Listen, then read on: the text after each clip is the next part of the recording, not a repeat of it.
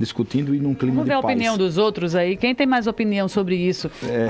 É hora de entrevista? Pois é, vamos lá. Vamos falar sobre essa questão aí do pleito político de 2022 e também dessa questão do reajuste, porque o Jornal da Manhã da Jovem Pan News conversa agora com o presidente da Federação dos Municípios no Rio Grande do Norte, a FEMURNE, Anteomar Pereira, o Babá, o prefeito de São Tomé, para conversar justamente, prefeito, sobre o polêmico aumento aí dos 33%, que eu arredondei aqui, para os professores públicos e também para o senhor falar sobre essa movimentação que a gente já está conversando aqui no Jornal das eleições de 2022. Muito bom dia, presidente, prefeito, seja muito bem-vindo ao Jornal da Manhã. Bom dia, Laura, bom dia, Virgínia, bom dia, Júlio, bom dia a todos os ouvintes da Jovem Pan, do Jornal da Manhã. É uma alegria grande estar aqui com vocês.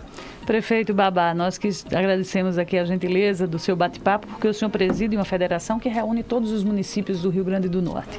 Nós acompanhamos ontem uma rejeição de uma proposta salarial por parte dos professores estaduais em relação ao que o governo do estado ofereceu. E os municípios? Porque esse reajuste dado, anunciado pelo presidente Jair Bolsonaro, ele deve ser implantado por estados e municípios. Qual a situação dos municípios para cumprirem o piso salarial hoje no RN? Virgínia, alguns municípios estão tendo uma dificuldade muito grande em cumprir, não só pela questão financeira, mas também tem a questão fiscal, já que os municípios ele não podem ultrapassar o limite com o pessoal de 54%. E o que nós estamos orientando, inclusive há ainda uma questão jurídica para se resolver.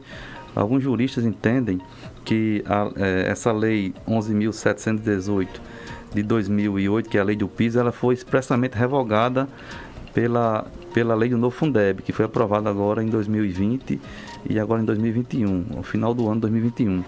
E a nossa Confederação Nacional de Municípios, ela está fazendo um levantamento jurídico, né, e até o final desse mês nos dará uma resposta.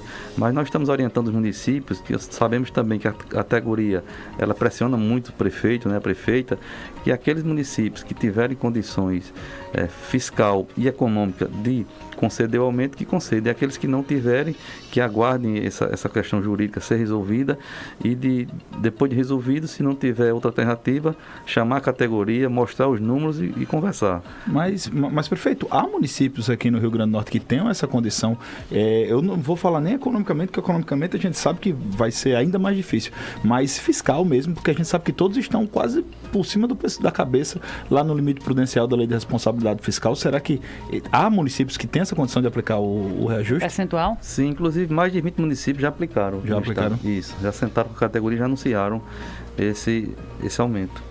Então há municípios, né? Então boa. é um número até significativo, Sim. né, para um estado pobre como o nosso. Então 20 Isso. municípios já estão Mais de com 20. esse reajuste. Isso. Agora, isso atinge também a situação dos professores temporários, prefeito, porque eu soube que uma das preocupações é porque muitos municípios hoje não têm só professores.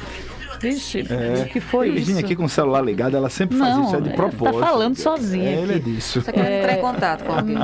A questão dos professores temporários, ele seria um empecilho e uma dificuldade também para a implantação desse percentual? Não, alguns municípios eles não pagam pisos temporários. A grande maioria dos municípios, principalmente os municípios pequenos do interior, eles fazem uma negociação com os contratos, né, e dificilmente eles conseguem pagar até pela situação financeira, o valor do piso. Então, a contratação temporária é abaixo do valor do piso nacional. Geralmente sim. Agora é uma prática comum nos municípios do RN, né? Isso. Presidente, mas a gente estava falando aqui a respeito o senhor estava falando da questão fiscal, do pagamento dos professores, de que tem que se pagar, mas que está tendo uma análise jurídica por parte da FEMURNE. Tipo, se a FEMURNE entender, se o jurídico da FEMURNE entender que não é necessário se pagar, vai ter essa orientação. Então, não ficaria complicado para os prefeitos, nesse momento, aplicarem e depois da orientação da FEMURNE retrocederem nessa decisão? E não é uma lei federal? Teria um questionamento? Caberia? O questionamento é porque a lei, com o novo piso, ela foi expressamente revogada. A lei que tratava do índice do aumento, entendeu? Que é desde 2008 que vem essa lei do piso, que era através do índice Tem uma cesta que tem lá, que envolve inclusive matrícula, índice, aumento do aluno. E aí, nesta nova lei, a CNM, que é a Confederação Nacional de Municípios, inclusive o jurídico também da federação, entende que ela foi expressamente revogada agora no final do ano. E aí nós vamos questionar, a CNM está questionando juridicamente. E por isso que a gente pede cautela aos prefeitos, até para depois, se essa lei realmente ela for considerada que ela não tem mais validade, que ela foi revogada, e aí os prefeitos que concederam o aumento vão ter que sentar novamente e... Essa possibilidade está sendo discutida também com o próprio governo do Estado. A FEMURNE chegou a discutir com a Procuradoria do Estado para esse questionamento acerca da legalidade dessa lei. Né? Não, inclusive, algumas vezes a gente conversou com o secretário Aldemir, que sempre conversava comigo quando a gente tinha mobilização em Brasília, o ano passado, né? E nós tentamos, o movimento municipalista tentou aprovar a lei 122, né, a PEC que tem lá, que ela trata de que para se ter aumento, não é, se manda o recurso também, porque a maioria das vezes o governo, o Congresso, ele concede aumento às categorias, mas não manda recurso, é a gente quem tem que cumprir. Então, presidente, eu queria até saber do senhor, o senhor acha que essa decisão aí desse aumento do presidente Jair Bolsonaro no ano eleitoral foi realmente pela categoria dos professores ou foi para que ele ficasse bem nessa questão da possível reeleição da candidatura dele? Qual é a sua opinião sobre isso? Eu entendo o seguinte, o presidente está no ano da sua eleição, né? Existia uma lei aí em 2008 que é questionável e que ele apenas confirmou a veracidade desta lei. E aí, se ele tivesse feito diferente, eu acho que o mundo teria caído na cabeça dele, né? Eu até entendo a situação dele, claro que também nós sabemos que ele também não ia ter impacto financeiro nenhum no governo federal, até porque esse impacto serão nos municípios e nos estados, né? Então ele fez o papel dele enquanto presidente, principalmente enquanto pré-candidato a reeleição. Mas eu sei que ele deu esse percentual dentro do cálculo, correto, mas você acha que esse teto máximo aí dentro desse cálculo foi pensado nessa condição dos municípios e dos governos? Eu acho que ele fez exatamente por isso também, principalmente os governadores que sempre foram contra, não é? E essa lei aqui, como é uma lei de 2008, que inclusive na época a relatora desse índice aqui foi a hoje governadora aqui do estado, Fátima, né, que na época era deputada federal. Então acredito também que o presidente também com uma forma de dizer, agora vocês estão desse lado agora, estavam do outro lado, agora estão desse lado, já que você acha que tem condição de cumprir. Ele jogou um problema aí também para os prefeitos e governadores. Isso. Agora, prefeito Babá, não seria uma incoerência destacar esse posicionamento do presidente Bolsonaro e ao mesmo tempo a FEMURNE questionar isso na justiça, essa composição desse percentual? Não, eu estou falando aqui, se eu estivesse na posição dele, toda a gente estivesse na posição dele hoje, como pré-candidato, né, sabendo que não ia impactar na receita, na despesa dele, né, do governo federal. Então, quem era que faria diferente, né? E claro que cabe a nós agora buscar essa questão jurídica, né? E nós estamos buscando junto à Confederação Nacional de Municípios e estamos também, nós não somos contra o aumento do piso de jeito nenhum. O que nós queremos é ter condição de cumprir. Eu sempre tenho conversado com os prefeitos e digo, o importante não é cumprir, não é dar aumento, conceder aumento, é pagar. Porque depois você tem um problema aí, se você não conseguir arcar com esse compromisso de pagar, é muito pior do que você não conseguir conceder o aumento. Quanto os municípios recebem do governo federal nesse repasse do Fundeb para complementar, e quanto complementam de piso? Como é essa divisão? Não, isso é pelo valor aluno, depende de cada matrícula do aluno, entendeu? Do município. O aluno é que o município recebe por aluno, entendeu? Se ele tem muito aluno, ele tem mais recurso. Ele tem menos aluno, tem menos recurso. E os municípios também têm outro problema também, principalmente quem tem previdência própria, porque impacta tanto no ativo como no inativo. Quem é do regime geral, não. É só o ativo. Presidente, porque o senhor como político, né, é prefeito, já sabe lidar a questão eleitoral, tem algum receio, nesse caso, de entrar na justiça para segurar um pouco esse aumento diante dos eleitores, num futuro pleito? Não, o que nós temos que fazer é cumprir a lei. Se ela for correta, se ela existir, a gente tem que cumprir. Se não, a gente tem que cumprir também, entendeu? Independente de político, né? Do lado político. Já que nós estamos na gestão, nós estamos lá para receber os ônus e os bônus, né? Da gestão. Prefeito Babá, né? A gente já vem acompanhando toda essa discussão que envolve o piso nacional. Hoje, expectativa para Natal também, porque tem um contingente muito grande de professores na Prefeitura do Natal. Mas eu queria entrar também, aproveitar a sua presença aqui, porque o senhor é um dos articuladores políticos desse processo de 2022. Falar um pouquinho de eleição também.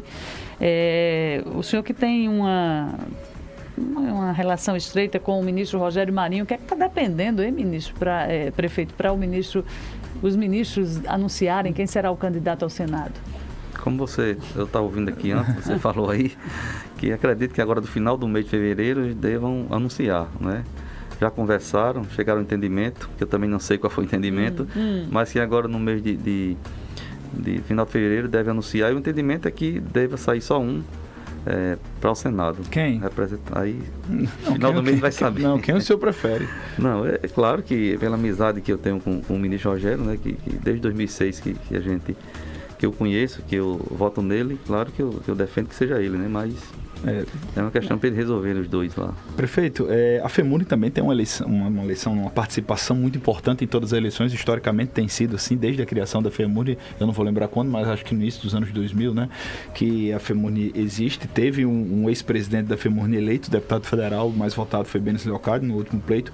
Qual vai ser a participação da FEMURNE? Será que a FEMURNE vai ter um deputado para chamar de seu, né, nessa eleição?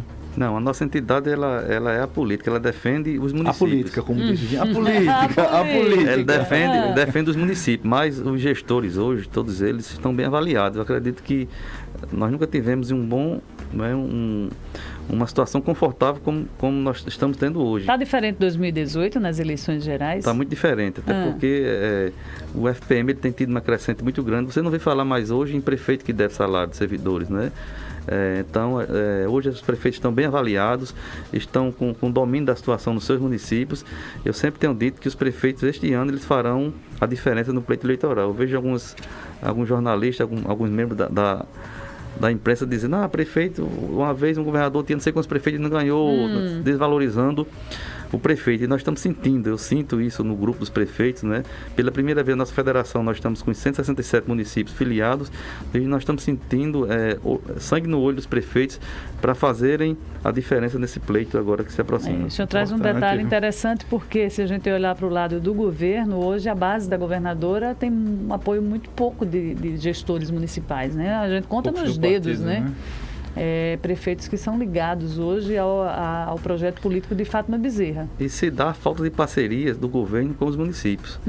Eu tenho participado, enquanto presidente da federação, nós temos um fórum aqui dos presidentes do Nordeste. E eu vejo como são tratados os municípios nos estados. No estado, por exemplo, como Ceará, que também é administrado pelo PT. É totalmente diferente daqui. O estado é parceiro dos municípios, né? Tudo que é feito lá tem a parceria do estado, seja através de convênios para asfalto, na saúde, para a construção de hospitais, para escolas, quadras de esporte. Então, cada município, todos os anos, é chamado pelo governo e é feito parcerias entre o governo do estado e o município para executar obras na sua cidade. E aqui a gente luta para receber o que é da gente, a gente não consegue, né? Exemplo disso é a farmácia básica, o ICMS, que nós não estamos recebendo da dívida ativa. O PROED, que a gente fez aquele acordo, inclusive com a anuência da Assembleia, e até hoje o governo ainda deve 2 parcelas aos municípios. SAMU, que a gente banca, a gente ajuda, não é? Os hospitais regionais, a gente banca as portas de entrada, os municípios bancam as portas de entrada.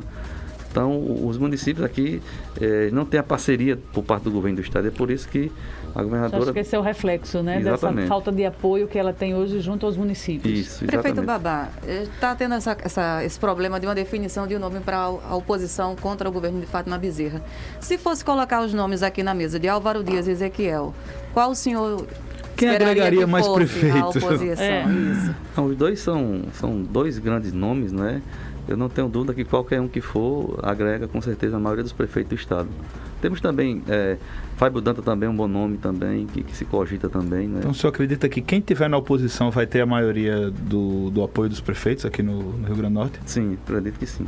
Mas aí essa pergunta de Lauro foi interessante. Quem agrega mais, prefeito, na sua opinião? O senhor tem uma experiência política imensa. Se fosse só um. Me deixe fora aí desse. Prefeito Essa Babá, agora o tempo, né? A gente sempre pergunta aqui quando conversa com lideranças da oposição, como é o caso que a gente está recebendo o senhor hoje na manhã do Jornal da Manhã. Esse tempo, é possível se construir uma candidatura? Porque carnaval, vamos chegar ao final de fevereiro, início de março, sem esse nome. Mas geralmente as candidaturas para o governo elas são definidas após o carnaval, né? Foi assim na época com o governador Robson. Você pode puxar aí anteriormente, geralmente é definido mais ou menos no mês de março para abril. São definidas essas candidaturas ao governo, principalmente ao governo. Então dá tempo ainda. Dá, com certeza. A rejeição de Fátima vai ajudar nessa questão da oposição? Também.